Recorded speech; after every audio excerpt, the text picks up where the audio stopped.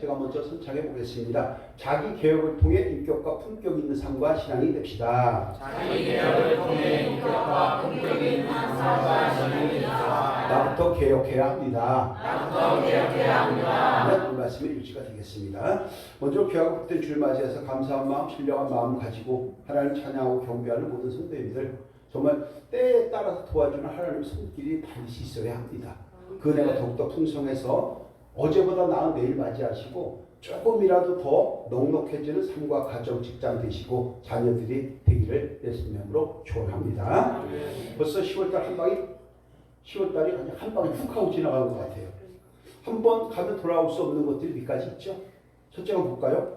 입에서 나간 말, 한 번 쏜 화살, 그리고 세월이죠. 특별히 우리가 염두를 둬야 될 것은요, 세월이 가는 게 절대 아닙니다. 세월 안 갑니다. 그건 뭐냐면 내 인생이 없어지는 거예요. 이걸 우리가 놓쳐요. 그러니까 항상 나는 가만히 있고 세월이 지나가는 걸 생각하는데 천당만보다 나에게 주어진 인생의 토큰이 100개라고 하면 그것이 1년에 하나씩 없어지는 거예요. 근데 어떤 사람은 중간에 콧주머니가 구멍이 나갖고 한꺼번에 10개가 쑥 빠져나가기도 하는 거죠. 그럼 80개밖에 못 살고 살아가는 것이죠. 그래서 우리는 항상 내 시간을 좀 더 선용하고 가치 있게 살아가는 우리가 되어야지 맨날 싸우고 아기 다툼하면서 뭘 그 인생을 살아갈 수 있겠어요. 그렇죠? 이런 것들을 좀 의미 있는 곳에 잘 사용하시는 우리 교회가 되기를 예수님 이름으로 부탁을 드립니다. 혹시 내일 모레 31일이 어떤 날인지 아시나요? 31일? 어떤 사람은 뭐 일제? 이렇게 생각할 수도 있고요. 어떤 사람은 또 한가닥 하시던 분들은 이용이 마지막 밤 노래하는 날 이렇게 이제 생각할 수도 있고요. 모레가 종교개혁 기념일입니다.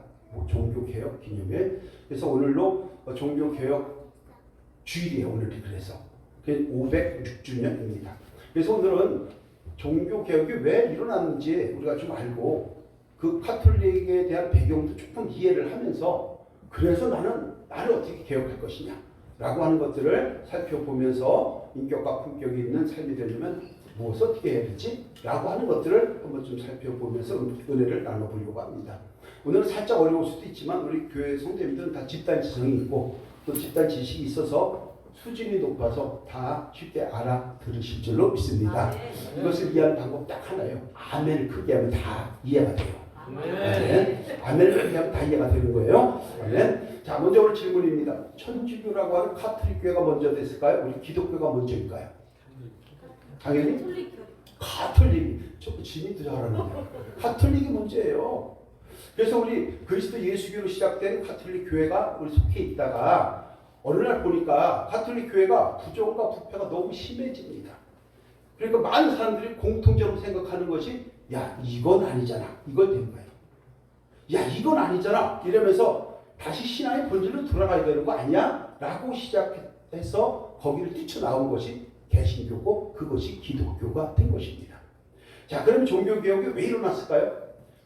중세 시대인 1517년에 마틴 루터로부터 시작된 것인데 당시에 카톨릭은요 정치와 결탁이 됩니다.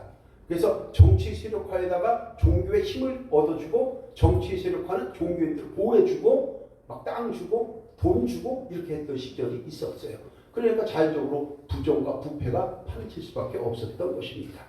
엄청난 사치와 부패로 인해서 종교 역할을 제대로 감당하지 못했습니다. 그래서 특별히 이제 당시 교황청에서 어떤 일이 있었냐 하면 산피에트로 성당이라고 하는데 이제 우리말로 하면 성베드로 성당인데 화면 한번 보시면은 이런 엄청난 성전을 짓게 합니다. 100년씩 200년씩 집니다. 지난번에도 중세교회를 다 돌아보고 왔습니다만 얼마나 이 안에 정말 휘황찬란한지 눈이 돌아갑니다. 이때 당시 미켈란젤로나 이런 사람들 불러서 여기에다 조각도 전부 다 했던 것 아닙니까? 이렇게 엄청나게 하다 보니까 뭐가 딸리냐면 돈이 딸려요. 재정이 없는 거예요. 재정이 딸리니까 어떻게 합니까? 그 건축 비용을 마련하려고 면죄부라고 하는 천국행 티켓을 팔기 시작합니다. 그 천국행 티켓이 이렇게 생겼어요. 보면은 왼쪽에 보면은 이렇게 그림이 있는 것이 이게 천국행 티켓이에요. 교황이 이렇게 얘기합니다. 내 죄를 사하여 주노라. 이렇게 하고 종이 한 장씩을 주는 거예요. 이걸 엄청난 돈을 받고 팔아버리는 거예요. 그래서 한마디로 얘기하면 종이 한 장을 사면 네 모든 죄가 다 용서를 받기 때문에 바로 천국 갈 수 있다. 그렇기 때문에 이 종이를 사야 된다라고 하면서 돈을 끌어 모았던 것이죠.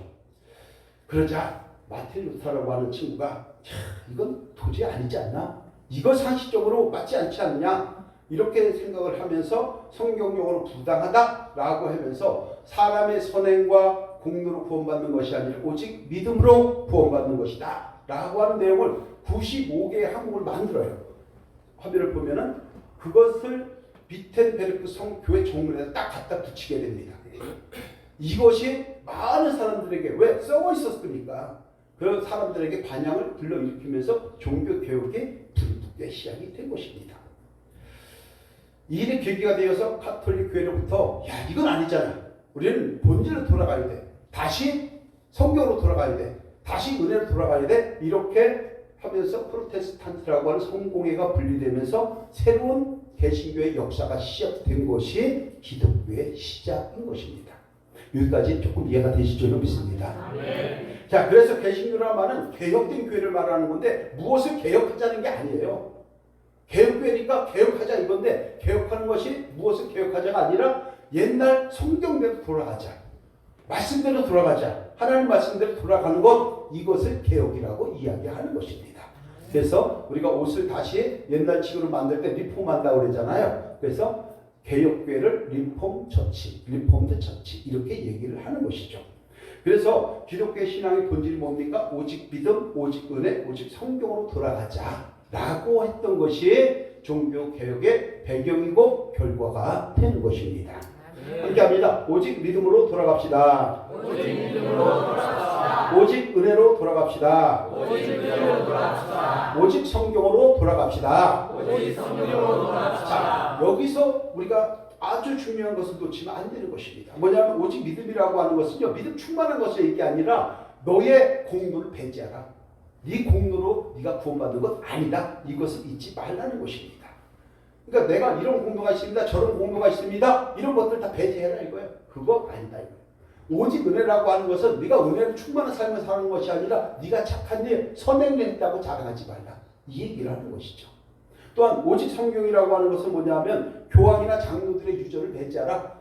바꿔 얘기하면 오직 하나님의 말씀인 성경만이 기준이 된다라고 말씀을 하는 것입니다. 그래서 우리는 오직 믿음, 오직 은혜, 오직 성경 좀 뭐 라틴어로 얘기하면 뭐라 그러죠? 솔라 피데, 솔라 그라티아, 솔라 스크립투라 이렇게 얘기를 하잖아요. 이런 것들을 우리가 생각하고 우리 역시도 종교개혁주의를 통해서 나는 개혁한 것이 무엇이 있어야 될까? 나는 어떤 것을 좀 개혁해야 될까? 라는 것들 한번 좀 돌아보는 주일 아침 되기를 주님으로 축원합니다. 이런 것들은 신학 대원에서 보통 이제 배울 수 있는 것인데요. 여기는 수준이 높아서 제가 이걸 넣을까 말까 하다가 좀 놓는데 다 이해가 되실 줄로 믿습니다. 자, 그러면 종교개혁 이후에 가톨릭 신앙의 본질로 돌아갔을까요? 아직까지 돌아가지 않고 있습니다. 기독교는 상당히 다르게 변질되어 있습니다. 우선 성경을 보면 우리 성경이 몇 권이죠? 구약이 39권, 신약이 27권. 그렇죠? 그래서 AD 90년에 구약 성경 39권이 오류가 없는 하나님의 말씀으로 확정이 됩니다.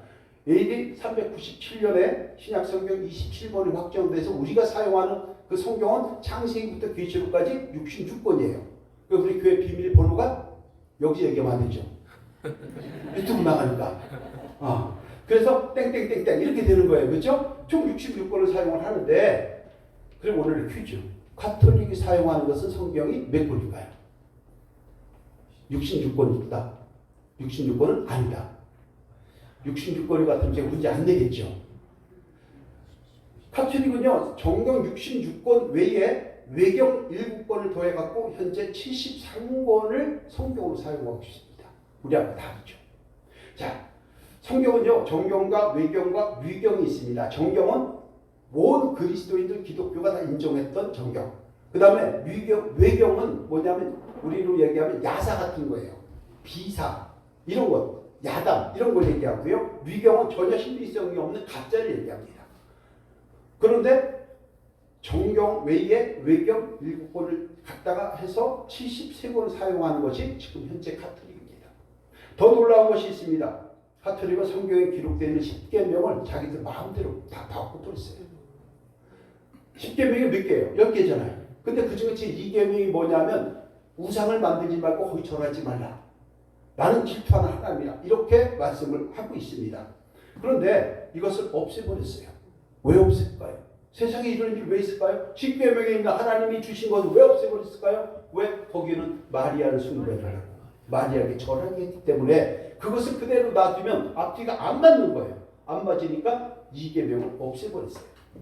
그러면은 10계명이 몇 개가 돼? 하나 없앴으니까 9개가 되잖아요. 그럼 10계명이 안 되잖아요. 9계명이 되잖아요. 그러니까 어떻게 해요? 제 10계명에 내 재물과 남의 아내를 탐내지 말라. 이것을 둘로 나눠요. 그래서 내 재물과 남의 아내를 탐내지 말라고 했던 제 10계명을 2개로 쪼개서 내 아내를 탐내지 말라. 내 재물, 남의 재물을 탐내지 말라. 이렇게 나눠갖고 10개로 맞춘 거예요. 이것이 오늘 보면은 이렇게 돼 있는 것이죠. 개신교의 10계명과 가톨릭교의 10계명이 많이 달라요.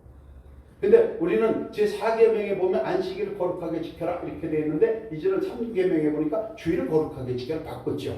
제 10계명이 우리는 내 이웃의 아내라 재물을 탐내지 말라고 했는데 여기는 제 9계명 10계명을 어떻게 합니까? 남의 아내를 탐내지 말라, 남의 재물을 탐내지 말라 이렇게 바꿔서 지금 사용하고 있다는 것입니다.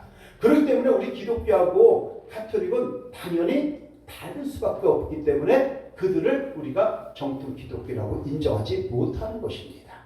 왜냐하면 성경을 다 바꿔버리기 때문에.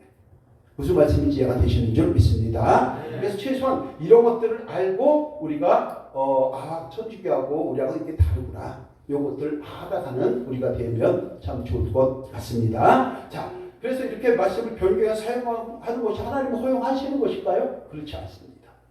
그래서 시내산에서 모세를 통해서 10계명을 주신 다음에 신명기 4장 2절에서 하나님 이렇게 말씀하셨어요. 함께 합니다. 시작. 내가 너희에게 명한 바를 너희는 가감하지 말고 내가 너희에게 내린 너희 하나님의 명령을 지키라. 가감하지 말라 이거예요. 더하거나 빼지 말라는 거예요. 근데 그들은 더하거나 빼면서 입맛대로 바꿔서 사용을 하고 있지 않습니까? 이런 걸 가보니까 전부 다 어떻게 돼 있냐면요. 그 교회를 가니까 다 바꿔놨어요. 맨 끝에 그리스도가 있어요. 그 밑에는 성모 마리아가 있어요. 그래서 항상 마리아하고 같이 들어가 있어요. 그래서 이런 엉터리가 어딨나 이제 이렇게 얘기를 하면서 제가 온 적이 있는데요. 바로 그런 거예요. 그래서 가톨릭은 정통 기독교라고 인정하지 못하는 이유 우리가 조금씩은 알고 신앙생활을 하면 그 도움이 될 줄로 믿습니다. 자, 그러면 여기서 오늘의 상식 퀴즈. 세상에서 가장 작은 나라가 어디인지 혹시 아세요? 세상에서 가장 작은 나라 바티칸 시국입니다. 로마 교황청이 있는 곳. 로마 안에 작은 도시예요. 여기 도시가 얼마나 작으냐면 0.44km²입니다. 바꿔 얘기하면 월드컵 구장만 해요. 2023년도 현재 거기 인구가 800명이에요. 근데 그게 나라예요. 교황이 통치하는 나라. 근데 거기에는 비자가 있어야 들어가는 거고 지금도 얘기하면 거기에 세계 온 나라의 대사들이 다 거기 들어와 있어요. 그리고 대사관들이나 영사관들을 통해서 바티칸 시국이 있는 이런 도시를 얘기하는데 여기에서 어떻게 된 거냐면 1929년도에 이탈리아의 독재자 무솔리니가 있는데 이 무솔리니가 그 땅을 국가로다 인정을 해주면서 족보래요. 대신에 너희 우리를 지지해라 독재자를. 거기에 한 표 이렇게 된 거예요. 이래가지고서 정치 세력화가 되면서 썩어가기 시작을 했기 때문에 제가 이제 종교개혁주일에 말씀을 드리는 것입니다. 그런데 여러분 조금 어렵지만 오늘 종교개혁을 통해서 가톨릭과 기독교의 이런 좀 비교점, 배경 이런 것들을 좀 한번 살펴보고 우리 역시도 이제는 오직 성경으로 오직 믿음으로 오직 은혜로 돌아갈 수 있도록 자기 개혁을 통해서 주님 앞에 바로 설 수 있는 저와 여러분이 되어야 할 줄로 믿습니다. 그것이 종교개혁의 의미가 되는 것입니다. 그냥 종교개혁주일 그냥 뭐 후뚜루마뚜루 지나가는 것을 하나님 원하는 건 아닌 것이죠. 그래서 자기 개혁을 통해서 인격과 품격 있는 삶과 신앙이 되려면 우리는 어떻게 될까? 네 가지를 보려고 하는데요. 오늘 조금 이제 앞에 이런 거를 우리가 알고 가야 되기 때문에 이제 그 시간 배정을 했다는 걸 말씀드리면서 첫 번째가 뭐냐면요. 우리 믿음의 사람은 완전하게 죄사함을 받았다는 것을 확실하게 인식해야 하는 것입니다. 아멘. 우리가 12절 함께 합니다. 시작.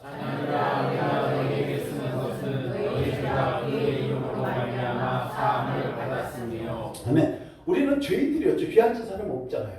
모든 사람이 해 아래 있는 거죠. 마찬가지로 모든 사람 죄 아래에 있다고 성경은 말씀을 합니다.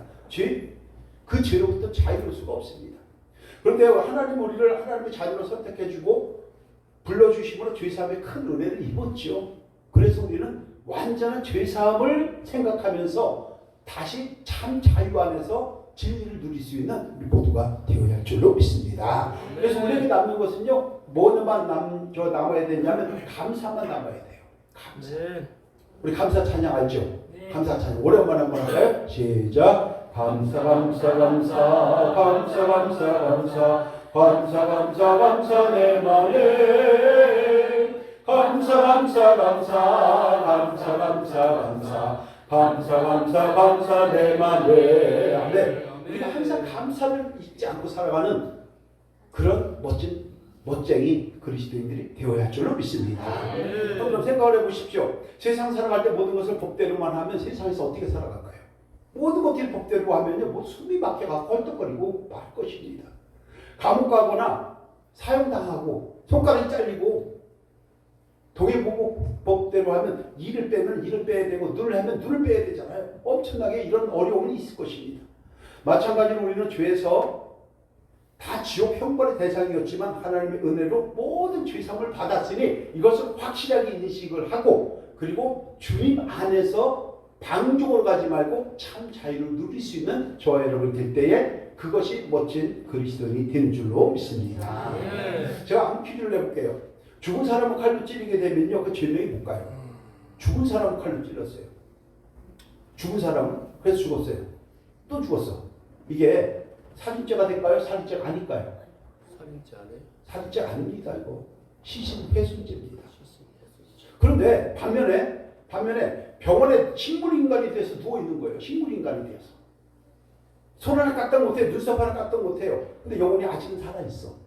여기를 칼로 찔러서 죽이면 이게 살인죄가 될까요? 시신훼손죄가 될까요? 살인죄가 돼요. 그러면은 살인죄와 시신훼손죄의 차이가 뭐예요? 영혼이 있고 없고 지고 그만큼 영혼이 소중한 거예요. 그만큼. 근데 많은 사람들이 이걸 놓치는 것이죠. 여러분, 팔다리가 하나 없어도 눈이 하나 없어도요, 우리 살아갑니다. 눈썹 없어도 살아가고요, 머리가 많이 빠져도 살아가는 게 진짜 없어요. 근데 영혼이 잘못되면 어떻게 됩니까? 가족이 힘들어요. 타인이 힘들어요. 가족에게, 타인에게, 사회에게 어마어마한 피해를 줍니다. 총기 사고, 음주 사고, 테러, 사기, 폭력, 절도, 성폭행, 전쟁 얼마나 많은지 몰라요. 종교 상위권 포함 다 됩니다. 한정으로 잘못돼서. 마찬가지로 우리는 하나님의 자녀가 되기 위해서 우리 모든 죄를 용서해 주셨어요. 그럼 우리가 구원받은 영혼이 됐어요. 그럼 어떻게 되냐면은 하늘을 두루마리 삼고 바다를 먹물 삼아도 그 감사를 표현할 수 없다는 걸 기억하고 항상 감사하며 살아가는 우리가 되어야 할 줄로 믿습니다. 죄사함은 그렇게 큰 거예요. 죄책감에서 벗어났지 않습니까? 죄로부터 자유함을 얻었지 않습니까? 수치심으로부터 자유를 얻었지 않습니까? 그러니까 십자가의 은혜를 기억하고 성경 말씀대로 돌아가려고 하는 자기 계획을 통해서 우리의 인격과 품격을 다듬어 가야 한다는 것입니다. 아멘. 이것을 오늘 말씀을 하는 것입니다. 그래서 우리는 나의 모든 죄악을 용서해 주신 하나님의 그 완전한 사유하심 이걸 기억하면서 똑같은 죄를 짓지 않으려고 발버둥치는 가운데에 죄책감, 죄, 수치심으로부터 벗어났으니 이제는 다시는 죄를 짓지 않으려고 어떻게 해요? 나를 기억해야 돼요. 다 버리고, 다 고치고, 다 바꾸고, 다 변해서 주님의 자녀로 살아갈 수 있도록 멋쟁이 그리스도인들이 될 수 있도록 우리는 오늘도 부단한 노력을 해야 할 줄로 믿습니다. 그런 은혜를 누리시기를 주님의 이름으로 축원합니다. 자, 두 번째가 뭐냐면요, 하나님을 통해 사단 마귀를 물리치게 된 것을 인식해야 한다는 거예요. 오늘 13절인데 함께합니다. 시작. 아비들아, 내가 너희에게 쓰는 것은 너희가 태초부터 계신 일을 알았으며 청년들아, 내가 너희에게 쓰는 것은 너희가 악한 자를 이기었습니다. 아멘. 이 말은 뭐냐면 그리스도인들은 이제는 태초부터 계셨던 창조를 아는 것 아니냐. 너의 존재 근원이, 너의 도덕의 근원이, 너의 지식의 근원이 하나님으로부터 온 것을 이제 알았지 않느냐. 십자가를 지심으로 십자가에서 부활하신, 그래서 사망 권세를 이기신 주님의 은혜를 덧입어서 사탄 마귀를 이기는 자가 된 거 아니냐. 악한 자들을 이기는 자가 된 것 아니냐. 이렇게 얘기를 하는 거죠. 그러니까 너희들은 어떻게 하라? 이렇게 하라는 거예요. 유혹에 욕심에 따라 썩어져가는 구습을 벗어버리고 하나님의 주신 새 사람을 입어서 의와 진리와 거룩함으로 나아가라고 말씀하고 있다는 것입니다. 그런데 여러분, 그래서 우리는 어떻게 되냐면요, 육의 욕심에 따라 썩어져가는 구습을 벗어버려야 돼요. 어떻게? 완전히 뒤집어져요. 과거의 나의 그 잘못된 모습들, 죄악 가운데 있었던 모습들 완전히 고쳐야 합니다. 버려야 합니다. 바꿔야 합니다. 변해야 합니다. 그런 자기개혁을 통해서 새 사람답게 나아가려고 할 때 인격과 품격이 우리에게 갖춰지는 줄로 믿습니다. 이것을 누리라고 하나님께서 우리를 불러주신 것이죠. 근데 제가 이제 한 번 얘기하면 잘 못 들을 거예요, 이게. 그래서 오늘도 14절에 하나님이 잘 못 들을까 한 번 더 말씀하는 거예요. 14절 함께 할게요. 시작. 아이들아, 내가 너희에게 쓴 것은 너희가 아버지를 알았으며, 아비들아, 내가 너희에게 쓴 것은 너희가 태초부터 계시니를 알았으며, 청년들아, 내가 너희에게 쓴 것은 너희가 강하고 하나님의 말씀이 너희 안에 거하시며 너희가 흉한 자를 이겼습니다. 아멘. 확실하게 악한 자를 이겼고 흉한 자를 이겼고 그렇게 했으니 너는 어떻게 해라? 이제는 다시 옛 모습으로 돌아가지 말고 다 버리고 바꾸고 고치고 변해서 하나님 사랑 누릴 수 있는 그런 자기 개혁을 통해서 멋진 인격을 가진 사람으로 살아가라고 오늘 우리에게 말씀하고 있는 줄로 믿습니다. 그런데 여러분, 그래서 믿음의 사람은요, 사단 마귀를 하나님 물리쳐 주셨잖아요. 그러니까 우리가 사단 마귀의 조종당해서는 안 되는 거예요. 사단 마귀의 밥이 돼서는 안 되는 거예요. 하나님의 종이지 우리는 사단의 종이 아닌 줄로 믿습니다. 그래서 주 안에서 자유를 누리는 성도라는 것을 확실하게 인식하고 말씀을 기준으로 하는 자기 개혁을 통해서 그리스도의 능력을 받고 좀 더 인격과 품격을 좀 가다듬어 갈 수 있는 조화를 될 때에 그에 따른 어마어마한 선물과 상급이 주어지는 줄로 믿습니다. 그런 은혜를 누리시기를 주님의 이름으로 축복합니다. 세 번째가요, 세상과 세상에 있는 것들을 사랑하지 말라고 말씀을 합니다. 15절인데요. 함께 할게요. 시작. 이 세상과 세상에 있는 것들을 사랑하지 말라. 누구든지 세상을 사랑하면 아버지의 사랑이 그 안에 있지 않느니라. 아멘. 세상은요, 성경에서 부정적인 말로 의미를 사용합니다. 보통 세 가지인데요. 첫 번째가 뭐냐면요, 사단이 지배하는 것이 세상이라고 얘기합니다. 요한복음 10장 31절 함께 해볼까요? 시작. 이제 이 세상에 대한 심판이 이르렀으니 이 세상의 임금이 쫓겨나리라. 이 세상의 임금이 누구냐면 사단을 얘기하는 거예요. 사단이 틈타지 못하도록 하나님께서 이제 세상에다 심판할 거다, 이렇게 말씀을 하는 것이잖아요. 그리고 두 번째가 세상은 이런 세상이라고 얘기하죠. 어둠과 죄악 가운데 있는 곳이라고 얘기합니다. 요한복음 1장 5절에서 이렇게 얘기하죠. 함께 해볼까요? 시작. 빛과 어둠이 비치되 어둠이 깨닫지 못하느니라. 아멘. 빛과 어둠이 있어요. 우리가 어둠의 세계가 있어요. 어둠의 세계. 그죠? 밤의 문화, 밤의 세계, 어둠의 자식. 이런 것들을 우리가 음양이 이렇게 서로 대비가 되는 것 아닙니까? 이런 것들 우리가 생각을 해야 되겠죠? 요한복음 12장 46절에서 이렇게 말씀을 하죠. 시작. 나는 세상에 빛으로 왔나니 무릇 나를 믿는 자로 어둠에 거하지 않게 하려 함이로라. 아멘. 세상에 빛으로 왔는데 나를 믿는 자가 어둠에 거하지 않도록 하기 위해서 주님이 오셨다는 거예요. 그러니까 세상은 어둠과 빛이 공존하고 있는 것이죠. 그럼 내가 과연 먹이를 어디에 주고 있는지 생각을 해봐야죠. 내가 밤의 문화를 좋아하고 어둠의 자식을 좋아하는지 빛으로 나오는 것을 좋아하는지 이걸 우리가 생각을 해야 되겠죠. 그런데 여러분, 그러고 나서 세 번째로 이렇게 얘기하죠. 세상은 어둠과 죄악 가운데 있다. 성경은 이렇게 말씀을 합니다. 하나님의 심판 아래 있는 곳이다. 세상은 요한복음 9장 39절인데 이렇게 합니다. 시작. 예수께서 이르시되 내가 심판하러 온 세상에 왔으니 보지 못하는 자들을 보게 하고 보는 자들을 맹인되게 하리라 하시니 하고 얘기합니다. 세상은 어둠과 죄악 가운데 있다는 얘기 아닙니까? 자, 성경에서 말하고 있는 세상은 결국 사탄이 지배하는 것이요, 어둠의 세력이요, 심판 대상이라는 말이잖아요. 그래서 하나님은 뭐라고 얘기합니까? 세상이나 세상에 있는 것들을 사랑하지 말라, 이렇게 말씀을 하는 거예요. 자, 그럼 우리 한번 생각을 해봐야 되겠죠. 우리 다 생각할 줄 아는 사람이잖아요. 우리는 너나 알 것 없이 다 세상에 살고 있습니다. 세상에서 일하고 있습니다. 세상에서 사업을 합니다. 세상 사람들과 함께 살아가고 있습니다. 그런데 세상을 심판할 것이라고 하면, 거기는 어둠과 빛의 세계라고 하면, 심판의 대상이라고 하면 도대체 우리는 어떻게 하라는 얘기냐? 어떻게 해석을 해야 되느냐? 이렇게 우리가 질문을 해볼 수가 있겠죠. 그래서 여기서 얘기하는 세상이라고 하는 코스모스라고 하는데 우리가 숨쉬고 우리가 일하고 우리가 살아가는 물리적 세상을 얘기하는 것이 아니라는 것을 우리는 금방 알 수 있습니다.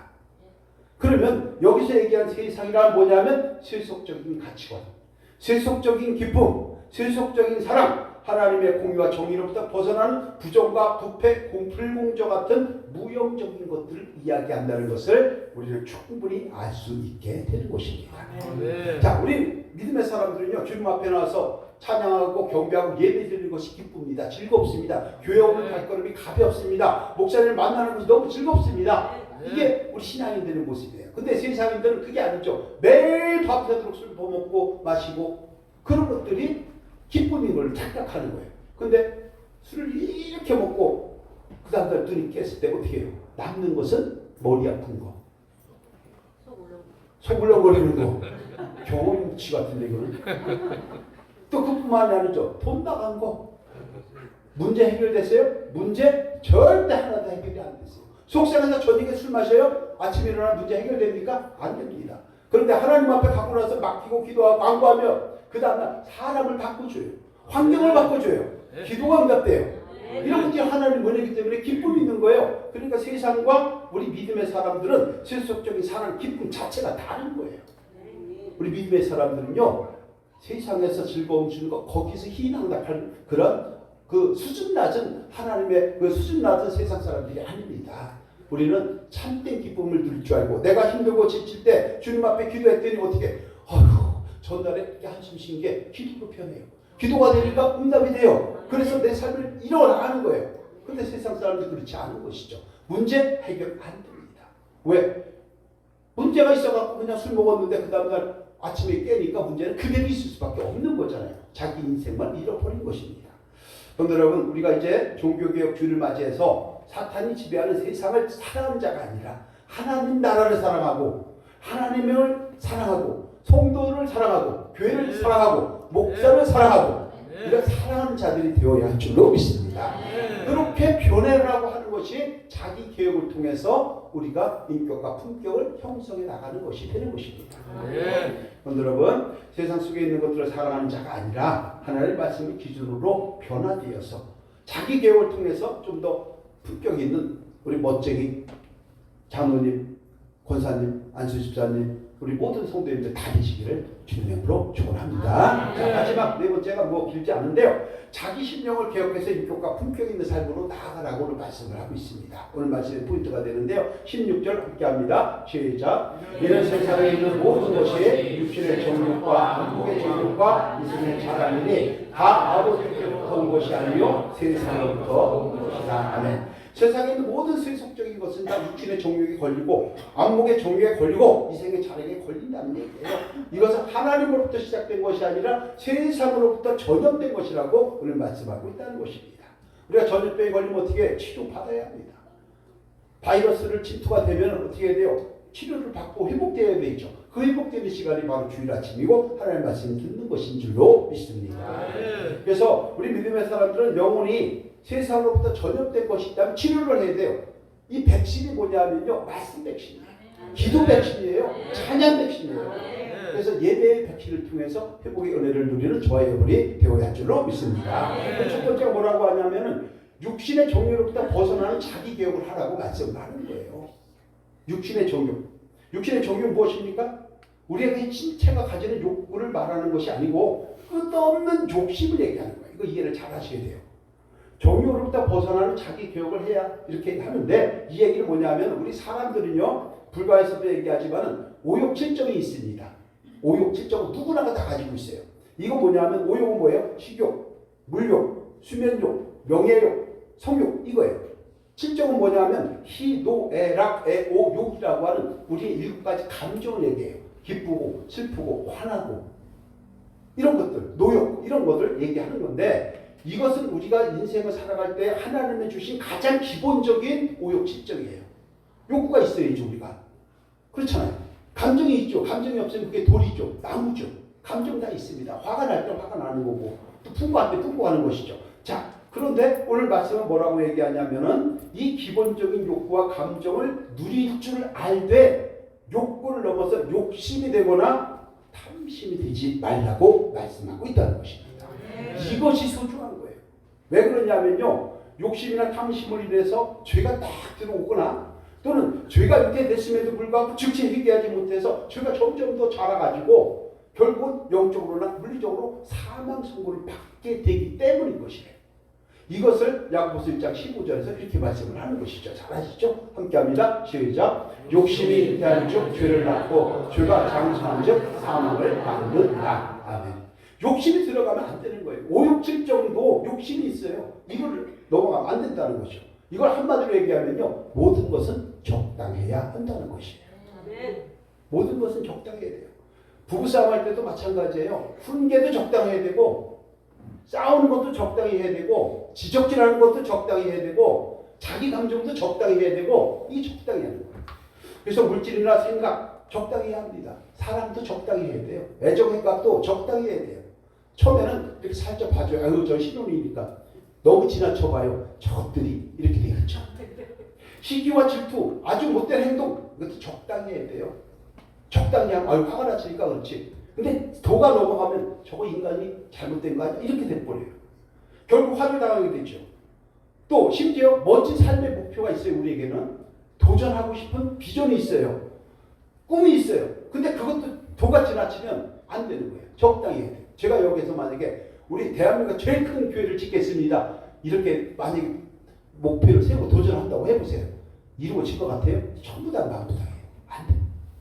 그러니까 모든 건 적당해야 돼요. 그래서 모든 그 사랑이나 애정이나 물질이나 이런 것들은 모자라면 못하니 항상 좀 유념하라. 이렇게 성경은 말씀하고 있다는 것을 우리가 인식해야 합니다. 이것이 자기 개혁인 것입니다. 함께합니다. 욕심 부리지 맙시다. 적당하면 만족합시다. 과하면 사망뿐입니다. 네. 그래서 우리의 내면에 있는 심령을 살피는 자기 성찰을 통해서 혹시 도가 넘치는 욕심이나 탐심이 있다면 감정에 대한 욕심, 물질에 대한 욕심, 탐심 이거 있다면 말씀을 기준으로 해서 스스로 개혁해서 말씀 안에서 인격과 품격을 갖추어갈 때 우리 삶은 조금 더 넉넉해지는 은혜가 있게 될 줄로 믿습니다. 그렇게 되기를 주님의 이름으로 축원합니다. 자, 두 번째가 뭐냐면요. 안목의 정욕에서 벗어나는 자기 개혁을 단행하라고 말씀을 합니다.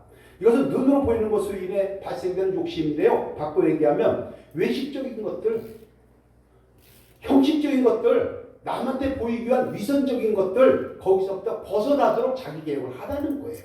아멘. 겉은 그럴듯한데 속은 텅 비어있으면 뭐합니까? 겉은 멋져요. 근데 주머니에 돈 1,000원짜리 2장 있으면 뭐합니까?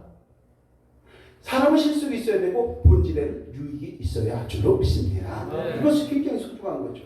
저와 여러분들이 입고 들고 내고 쓰고 두르고 있는 것이 가품이랄지라도 우리가 명품이 되면 그것은 저절로 명품이 되는 것입니다.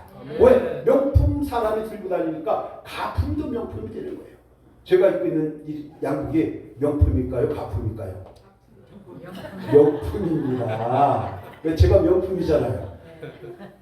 동의 안 하시는데 다시 한번 합니다. 제가 입고 있는 이 옷이 가품일까요? 명품일까요? 명품입니다. 할렐루야. 근데 거짓말하면 안 됩니다. 하나님 나라를 거짓말하면 안 되잖아요. 왜 거짓말을 해요? 성도 여러분, 이것을 꼭 기억해야 합니다. 그래서 우리가 가식적이고 위선적이고 외식적인 것이 있다면 혹시 내 삶에 이걸 좀 던져버려요. 종교개혁주의를 통해서 결신한 결단을 다 떼어버리고 버리고 바꾸고 변해서 말씀대로 자기 개혁을 좀 해서 가정이 복된 가정, 웃음이 회복되는 그런 성도, 신앙의 생활이 즐거운 그런 가정, 부부 이렇게 될 때에 그것을 멋쟁이 그리스도인이라고 이야기를 하는 것입니다. 우리가 멋쟁이 그리스도인이 되시기를 예수님의 이름으로 축원합니다. 마지막 세 번째가 뭐냐면 이 세계 자랑에서 벗어나는 자기 개혁을 하라. 그런 성경을 이렇게 말씀을 합니다. 간단히 말해볼까요? 자기가 소유한 외모, 지식, 재물, 명예, 권력 이런 것들이 많잖아요. 사람들이 그것을 사람에게 보여주고 싶은 허영심, 나 이런 사람이야, 나 왕년에 이런 거 다 필요 없다는 거예요. 이것을 우리가 소중하게 생각을 해야 합니다.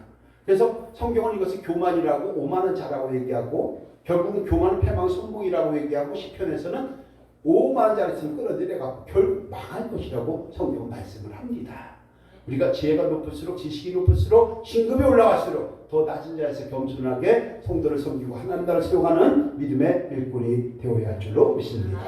혹여라도 이런 마음과 생각 내년에 세계에서 꿈틀거리고 있다면 자기 개혁을 통해서 이제는 조금 더 자신을 좀 정리해보고 거울이라고 하는 말씀을 통해서 내 모습에 묻은 것이 있다면 좀 떨쳐버리고 그래서 멋진 가을을 좀 맞이하고 준비하는 우리가 될 때에 은혜를 충만하게 누리게 될 줄로 믿습니다. 네. 그래서 오늘 말씀은 결론은 종교개혁주의를 맞이해서 우리 자기개혁을 어떻게 할 것이냐, 어떻게 해야 인격과 품격이 있는 그리스도인이 될 것이냐 이렇게 한번 살펴봤는데요. 1, 2, 3, 4번 우리 함께 합니다. 시작. 믿음의 사람은 하나님을 통해 사랑과 은혜를 부르시게 된 것을 인식해야 합니다. 믿음의 사람은 세상과 세상에 있는 것들을 사랑하는 자가 되지 말아야 합니다. 자기 신명을 개혁해서 인격과 품격의 삶과 신앙으로 변화되어야 합니다. 그래서 우리는 어떻게 될까? 이렇게 돼야 되겠죠. 1, 2, 3번인데요. 시작. 세상을 사랑하지 말고 육신의 정욕과 영구의 정욕과 이생의 자랑으로부터 벗어남으로 방종을 멀리하는 자기 개혁을 통해 인격과 품격에 있는 삶과 신앙이 되어야 합니다. 이 세상을 비롯한 모든 것은 아침 안개와 같이 사라지지만 하나님의 뜻대로 행하는 자는 영원하다는 것을 믿으면서 그 어떤 불의한 것들에 매이지 않은 자기 개혁을 통해서 인격과 품격이 있는 복된 삶과 신앙이 되어야 합니다. 따라서 우리는 이 세상도 지나가고 그 정욕도 지나가되 오직 하나님의 뜻을 행하는 자는 영원히 거하느니라 말씀을 인식하고 자기 개혁을 통해 인격과 품격이 있는 그리스도인들이 되어야 합니다. 이런 멋쟁이 그리스도인 되기를 예수 이름으로 축원합니다. 그러니까 전능하신 하나님 감사합니다. 종교개혁주의를 통해서 우리 삶의 모습을 한번 견줘보게 하시니 감사를 드립니다. 우리의 심령을 말씀에 견주어서 통찰해서 하나님이 원하시는 영혼과 신앙이 되어 참된 자유와 함께 신령한 복을 누릴 수 있도록 은총을 베풀어 주옵소서. 감사드리며 주 예수 그리스도 이름으로 축복합니다.